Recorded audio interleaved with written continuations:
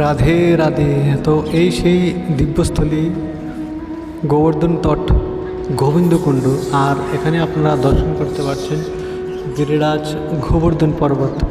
এই সেই গিরিরাজ গোবর্ধন পর্বত, যে গিরিরাজ গোবর্ধন পর্বতকে ভগবান নিজের বাম হাতে কনিষ্ঠ আঙ্গুল দ্বারা মাত্র 7 বছর বয়সে 7 দিন 7 রাত্র, শুধুমাত্র 7 বছর বয়সে ভগবান একে তুলে ফেলেছিল।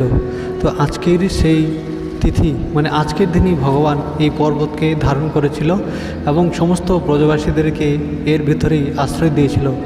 সমস্ত ব্রজবাসীরা এই গিরিরাজ গোবর্ধনকে মানে অন্নের পাহাড় লাগিয়ে দিয়েছিল। তাকেই অন্নকূট বলে। অন্নকূট শব্দটির অর্থ হচ্ছে যে অন্নের পাহাড়।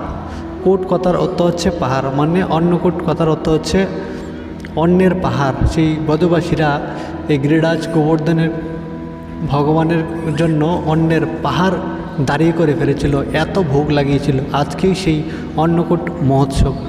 রাধে রাধে, জয় জয় শ্রী রাধে।